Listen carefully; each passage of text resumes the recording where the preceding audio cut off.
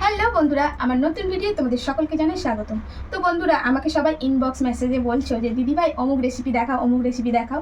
তো এটাও একটা হচ্ছে এক দিদিভাইয়ের রিকোয়েস্টের ভিডিও যে দিদিভাই আমাদের কিন্তু এই রেসিপিটা একটু দেখাও। তো সেই দিদিভাইয়ের কথা শুনেই আমি কিন্তু এই রেসিপিটা তোমাদের সঙ্গে শেয়ার করতে চলে আসলাম। তো এই রেসিপিটা কী রেসিপি তোমাদেরকে বলে দিই। তো এখানে দেখো 100 গ্রাম মতন গোবিন্দভোগ কিন্তু আমি চাল নিয়ে নিয়েছি, সাথে আলু কাটা আছে, টমেটো পেস্ট, গরম মশলা, কাঁচা লঙ্কা বাটা, আদা রসুন বাটা, পেঁয়াজ কাটা সমস্ত কেটে কুটে গুছিয়ে নিয়েছি। তো কী রেসিপি এখন বলে দিই। তো যেহেতু গোবিন্দভোগ চাল আছে আর এখানে আছে একটা বড় সাইজের কাতলা মাছের মাথা, তো আজকে হবে মাছের মাথা দিয়ে মুড়ি ঘন্ট। তো এই রেসিপিটা একটা দিদিভাই আমাকে বারবার বলছে দিদিভাই এই রেসিপিটা দাও। তো সেই দিদিভাইয়ের কথা শুনে তোমাদেরকে আজকে দেখাবো মাছের মাথা দিয়ে মুড়ি ঘন্ট। তো এখন এই মাছের মাথার মধ্যে হলুদ দিয়ে আর একটু লবণ দিয়ে মেখে নিতে হবে, কারণ মাছের মাথাটা ভাজতে হবে। তো এখন কড়াটা বসিয়ে দিয়েছি আর কড়াটা বেশ গরম হয়ে গেছে, দিয়ে দেব সরিষার তেল। তো তেলটা গরম হয়ে গেছে, এখন এই যে মাছের মাথাগুলো সব ভেজে নেব। আর মাছের মাথা বুঝতেই তো পারছো, মাছের মাথা ভাজতে গেলে অনেকটা সাবধানে ভাজতে হয়, যেহেতু মাছের মাথাগুলো খুব ফোটে। তো এখন এইবারে ভালো করে মাছের মাথাগুলো বেশ লাল লাল করে কিন্তু ভাজতে হবে। তো মাছটা একদম মচমচে করে ভেজে নিয়েছি মাছের মাথাটা, এখন এইগুলোকে তুলে ফেলবো। আর মাছের মাথাটা না এই মুড়ি ঘন্ট করো বা ডাল দিয়েই করো, একটু ভালো করে ভাজলে এই মাছের মাথার ভিতরে আস্তে গন্ধটা থাকে না। এখানে আমি বেশ ভালো একদম মচমচে করে ভেজে নিয়েছি, এখন এটা তুলে ফেলছি। তো এখন এই কড়ার মধ্যে তেল আছে, এই তেলের মধ্যেই আমি কিন্তু আলুটা এখন ভালো করে ভেজে নেব। তো এই আলুটা কিন্তু বেশ লাল লাল করে ভালো করে আমি কিন্তু ভেজে নেব। তো এখানে আলুগুলো বেশ লাল লাল করে ভাজা হয়ে গেছে, এখন এই আলুগুলো কিন্তু তুলে ফেললাম। এখন এই তেলের মধ্যে একটু শুকনো লঙ্কা, একটু পাঁচফোড়ন, জিরে আর একটু গোটা গরম মশলা, এটা হচ্ছে ফোড়নে দিয়ে দিলাম। জিরে, শুকনো লঙ্কা আর গোটা গরম মশলা, তো এখানে ফোড়ন দিয়ে দিয়েছি। এখন এর মধ্যে দিয়ে দেব দুটো তেজপাতা আর এখন দিয়ে দেবো কুচনো পেঁয়াজ। তো এখন এই পেঁয়াজটা দেওয়ার পরে এটাকে একটু ভালো করে ভেজে নেব। তো পেঁয়াজটা ভালো করে ভাজা হয়ে গেছে, এখন দিয়ে দিচ্ছি আদা রসুন বাটা আর একটু ঝালের জন্য কাঁচা লঙ্কা বাটা। তো এখন এটাকে একটু ভালো করে এর সঙ্গে কষিয়ে নেব। তো এটা কষানো হয়ে গেছে, এখন কিন্তু এর মধ্যে আমি টমেটো বাটাটা দিয়ে দেবো। তো এখানে মাঝারি সাইজের দুটো টমেটো আমি কেটে নিয়েছি। তো এটা কষানো হয়ে এসছে, এখন এর মধ্যে কিন্তু সমস্ত মশলাগুলো দিয়ে দেব। তো প্রথমেই দিয়ে দেবো এর মধ্যে লবণ স্বাদ মতো, তারপরে দিয়ে দেব একটু কাশ্মীরি লঙ্কার গুঁড়ো সামান্য, খুবই সামান্য একদম। আর এখন দিয়ে দেব এখানে হলুদ 1 চামচ। শুকনো মশলার মধ্যে এখানে যাবে জিরে 1 চামচ, 1/2 চামচ ধনের গুঁড়ো। তো এখন এইগুলো দিয়ে এখন বেশ ভালো করে এটাকে কিন্তু কষাবো। তো এখানে মশলাটা বেশ ভালো করে কষিয়ে নিয়েছি, দেখো তেল ছেড়ে এসছে। এখন এখানে এই 100 গ্রাম গোবিন্দভোগ চালটা দিয়ে দেবো। আর এই চালটা না আমি বেশ অনেকক্ষণ আগে ভালো করে ধুয়ে রেখে আর একদম ঝরঝরে করে শুকনো করে নিয়েছি। তো চালটাও দিয়ে বেশ খানিকক্ষণ কষিয়ে নিয়েছি, আর চালটা দিয়ে একটু কষিয়ে নিলে তবেই মানে চালটা কিন্তু টেস্টিও হয়, একটু ঝরঝরেও হয়।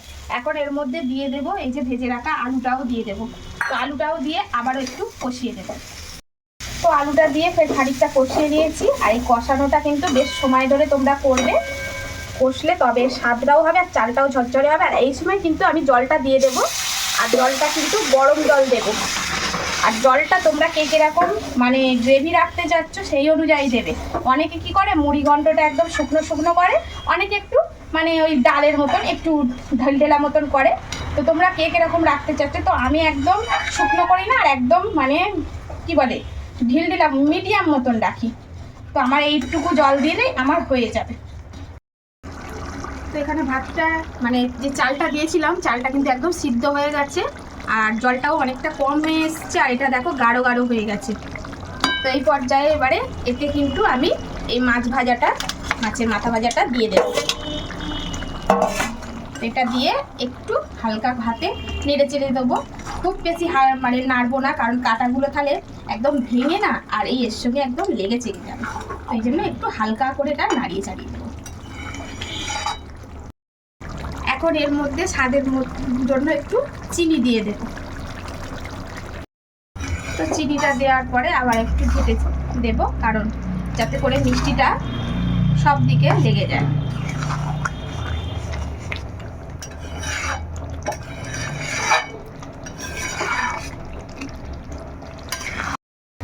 তো একদম অলমোস্ট রেডি হয়ে গেছে। আর আমি কিন্তু খুব একটা শুকনো শুকনো করবো না, একটু গামাকা গামাকা করবো, কারণ ভাত দিয়ে খেতে ভালো লাগবে। আর এখন কিন্তু এর মধ্যে আমি দিয়ে দেব ওই যে গরম মশলা। তো গরম মশলাটা না দিলে তো একদম ভালো লাগবে না। তো আমি এখানে বেটে রেখে দিয়েছিলাম গরম মশলা, তো এই গরম মশলাটাই এখন কিন্তু এর মধ্যে দিয়ে দেব। তো একদম রেডি। আর এর থেকে আর বেশি ঝোলটা মারবো না, কারণ কি বলো তো, এটা আবার কিন্তু একটু পরে একদম শুকনো হয়ে যাবে, ঝরঝরে হয়ে যাবে। তো তোমরা আরও যে যেমন চাইছো, যে কতটা ঝরঝরে চাইছো আর কতটা শুকনো চাইছো, সেই অনুপাতে তোমরা কিন্তু এটাকে ফুটিয়ে নেবে। তো এখন একটু আমি এর মধ্যে ঘি দিয়ে দেব। আর এই ঘিটা না দিলে কিন্তু একদম ভালো লাগে না। তো ঘিটা যে যার মতো করে দিয়ে দেবে। তো এখানে মোটামুটি আমি 2 চামচের মতন ঘিটা দিয়ে দিলাম। তো একদম রেডি। গ্যাসটাও বন্ধ করে দিলাম। আর এটা আর একটু পরে একদম কিন্তু শুকিয়ে যাবে।